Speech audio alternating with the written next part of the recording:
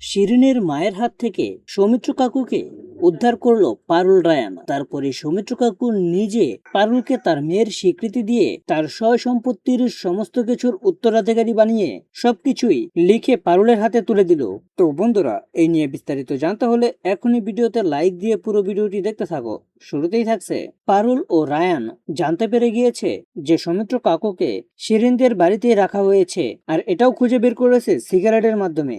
সিগারেটের ফিল্টারের মধ্যে লিপস্টিকের দাগ নেই, তার মানে ওখানে রয়েছে শিরিনের মা এবং শিরিন। ওরা যদি সিগারেট খেত তাহলে সিগারেটের ফিল্টারের মধ্যে লিপস্টিকের দাগ থাকতো, তার মানে ওইটা সৌমিত্র কাকুই খেয়েছে। আর এই সন্দেহের জেরে সবকিছু প্রমাণ করার জন্য ডিরেক্ট রায়ান পারুল রুদ্ররূপ ধারণ করে ভয়ানকভাবে শিরিনদের বাড়িতে ঢুকে পড়ে। তারপরে সেখানেই তার বাবাকে বাঁচাতে ছুটে যায়। তখনই পারুল রায়ানের মাথায় কেউ একজন আঘাত করে তাদেরকেও পারুলের বাবার সঙ্গে মানে সৌমিত্র কাকুর সঙ্গে একসঙ্গে বেঁধে ফেলে এবং ওই রুমের মধ্যে টাইম বোম সেট করে তারা দূরে পালিয়ে যায়। কিন্তু তখনই ঘটে মহা ধামাকা। পারুলের আসল মা গায়ত্রী শটগান হাতে চলে আসে।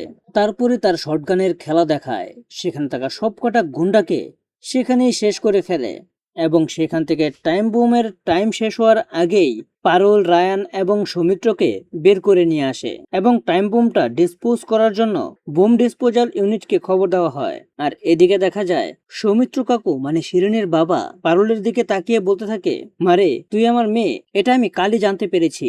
গায়ত্রী এবং আমার মেয়ে তুই, এবার আর তোকে কেউ বঞ্চিত করতে পারবে না। আমার সমস্ত সয় সম্পত্তির আসল উত্তরাধিকারী হলি তুই। আমি তোর হাতে সবকিছু হস্তান্তর করতে চাই। আর তারপরে হুইল করে কাগজের মধ্যে সই করে পারুলের নামে সবকিছু লিখে দিয়ে দেয় সৌমিত্র কাকু। আর এটা দূর থেকে দাঁড়িয়ে দাঁড়িয়ে দেখতে থাকে শিরিন ও শিরিনের মা, কিন্তু কিছুই করতে পারে না তারা। তারপর পারুল সমস্ত কিছু বুঝে পাওয়ার পর বলতে থাকে, বাবা এবার আর তোমাকে আমার মায়ের থেকে কেউ আলাদা করতে পারবে না। তুমি আর গায়ত্রী মানে আমার মা আর তুমি, এবার তোমরা এক হবে, আমি তোমাদের এক করে দেব। এই বলে তাদের দুজনকেই আবারও নতুন করে বিয়ে করানো হয়। তো বন্ধুরা, এতদিন পর অবশেষে পারুল তার মা বাবাকে পেয়ে গেল এবং সে যে সৌমিত্র কাকুর উত্তরাধিকারী, আর সেই উত্তরাধিকারী হিসাবে সমস্ত সয় সম্পত্তিও তার নামে হয়ে গেল। তো বন্ধুরা, এই নিয়ে তোমাদের মূল্যবান মতামত কমেন্ট করো। আর এরকম নিত্য নতুন সিরিয়ালের আপডেট পেতে এখনই আমাদের এই চ্যানেলটা সাবস্ক্রাইব করো।